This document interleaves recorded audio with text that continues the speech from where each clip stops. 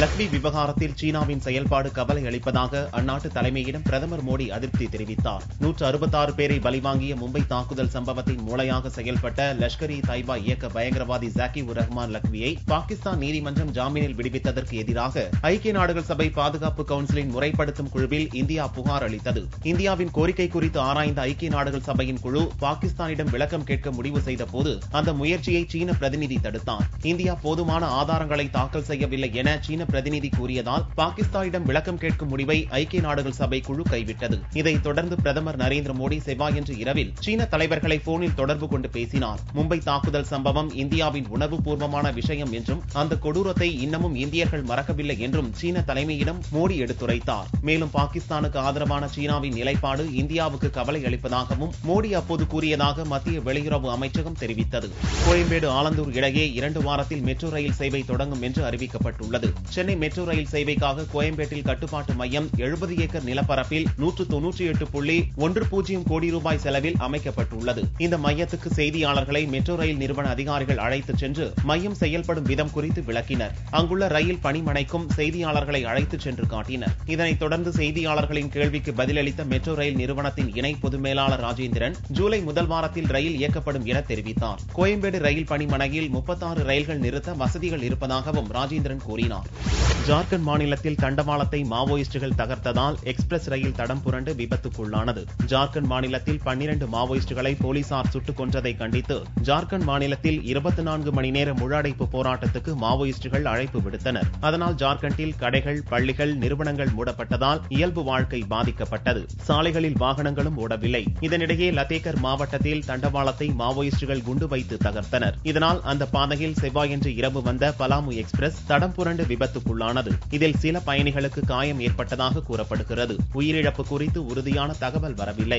NLC தொழிலாளர் ஊதிய நிர்ணயம் தொடர்பான முத்தரப்பு பேச்சுவார்த்தை தோல்வியடைந்தது. என்எல்சியில் நிரந்தர தொழிலாளர்களுக்கு 4 ஆண்டுகளுக்கு ஒருமுறை ஊதிய நிர்ணயம் செய்யப்படுவது வழக்கம். இதற்காக ஏற்கனவே நடத்திய பல கட்ட பேச்சுவார்த்தையில் எந்த முடிவும் ஏற்படவில்லை. இந்நிலையில் செவ்வாய்க்கிழமை சென்னை சாஸ்திரி பவனில் தொழிற்சங்கங்கள், மனிதவள மேம்பாட்டுத்துறை அதிகாரிகள், தமிழ்நாடு தொழிலாளர் நல ஆணையர் சேகர் ஆகியோர் கலந்து கொண்ட முத்தரப்பு பேச்சுவார்த்தை நடந்தது. இதில் எந்தவித முன்னேற்றமும் ஏற்படாமல் பேச்சுவார்த்தை தோல்வியடைந்தது. மீண்டும் ஒரு வாரத்தில் மறு பேச்சுவார்த்தை நடத்தாவிட்டால் ஜூலை 2ஆம் தேதி முதல் வேலை நிறுத்தம் செய்யப்போவதாக பேச்சுவார்த்தையில் பங்கேற்ற தொழிற்சங்க நிர்வாகிகள் அறிவித்துள்ளனர்.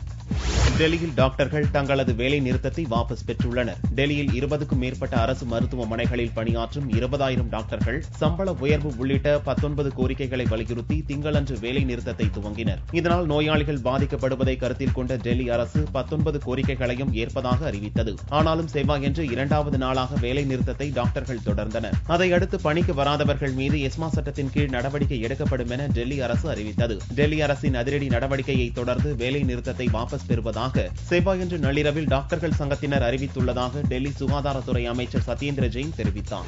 ஆந்திராவில் 20 தமிழர்களை சுட்டுக் கொல்லப்பட்ட வழக்கில் ஆந்திர டிஐஜி தலைமையிலான குழுவினர் மதுரையில் விசாரணை நடத்தினர். ஆந்திர மாநிலம் சித்தூர் வனப்பகுதியில் ஏப்ரல் 7ஆம் தேதி செம்மரங்களை வெட்டியதாக 20 தமிழர்களை ஆந்திர போலீசார் சுட்டுக் கொன்றனர். இந்த சம்பவம் குறித்து விசாரித்து வரும் ஆந்திரா சிறப்பு புலனாய்வு குழு டிஐஜி ரமணகுமார் தலைமையிலான குழுவினர் மதுரை வந்தனர். ஆந்திர போலீசின் துப்பாக்கிச் சூட்டில் உயிர் தப்பிய மரம் வெட்டும் தொழிலாளிகள் இளங்கோவன், பாலச்சந்திரன், சேகரிடம் விசாரணை நடத்தினர்.